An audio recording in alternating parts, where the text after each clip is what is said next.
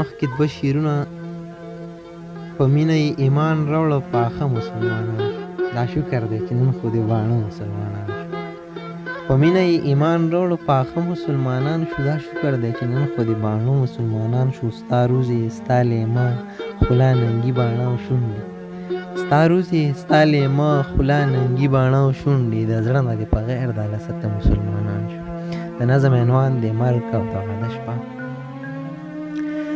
خلق به ما له جنازې او ستا ډولۍ له راځي، زما د مرګ ستا د واده شپه به یو ځای له راځي. خلق به ما له جنازې او ستا ډولۍ له راځي، زما د مرګ ستا د واده شپه به یو ځای له راځي. څوک به زما د کټ د پاسه یو غوبل جوړوي، څوک به نکریزې تا لږدي ستا به وربل جوړوي. څوک به زما د کټ د پاسه یو غوبل جوړوي، څوک به نکریزې تا لږدي ستا به وربل جوړوي. څوک به کفن له څوک به ستا به نارسۍ له راځي، زما د مرګ ستا د واده شپه به یو ځای له راځي. څوک به زمونږ کره جړا وم ګلا له راځي، څوک به جنجان وي ستاسو کور ته به خندا له راځي. څوک به زمونږ کره جړا وم ګلا له راځي، څوک به جنجان وي ستاسو کور ته به خندا له راځي. څوک دلته غم له څوک به هلته کې مستۍ له راځي، زما د مرګ ستا د واده شپه به یو ځای له راځي. څوک به زما په جنازه پسې ځانونه وخي، څوک به دا ستا په سره ډولۍ پسې تمرونه وخي. څوک به زما په جنازه پسې ځانونه وخي، څوک به ستا په سره ډولۍ پسې تمرونه وخي. څوک غمرازۍ له څوک به هلته کې مستۍ له راځي، زما د مرګ ستا د واده شپه به یو ځای له راځي. ستا به ډولۍ شي د جانان کره په کور دننه، په ما به خاورې شي انبار شم به په ګور دننه.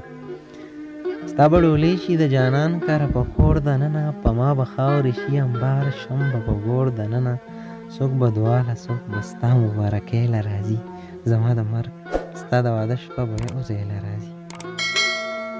زمونږ درېمې به یو ځای وي، څوک به شپې له راځي، څوک تا له ګپ له څوک به ما له هدیرې له راځي. زمونږ درېمې به یو ځای وي، څوک به شپې له راځي، څوک تا له ګپ له څوک به ما له هدیرې له راځي. څوک لاس نیوی له څوک به تا له سلامۍ له راځي، زما د مرګ ستا د واده شپه به یو ځای له راځي. ستا په نکریزو سره لاسونه به سپینېږي رو رو، داسې زما به هم د تختې اوبه وچېږي رو رو. ستا په نکریزو سره لاسونه به سپینېږي رو رو، داسې زما هم د تختې اوبه وچېږي رو رو. نو بیا به ما له نه به تا له خوشحالۍ له راځي، زما د مرګ ستا د واده شپه به یو ځای له راځي. ستا ناوېتوب ستا د واده جوړه پیزار به جوړ شي، هغه څېرې او د شمشاد انګار مزار به جوړ شي. ستا ناوېتوب ستا د واده جوړه پیزار به جوړ شي، هغه څېرې او د شمشاد انګار مزار به جوړ شي. نو زه به یارېږم خو زوال به د ځوانۍ له راځي، زما د مرګ ستا د واده شپه به یو ځای له راځي. زما د مرګ ستا د واده شپه به یو ځای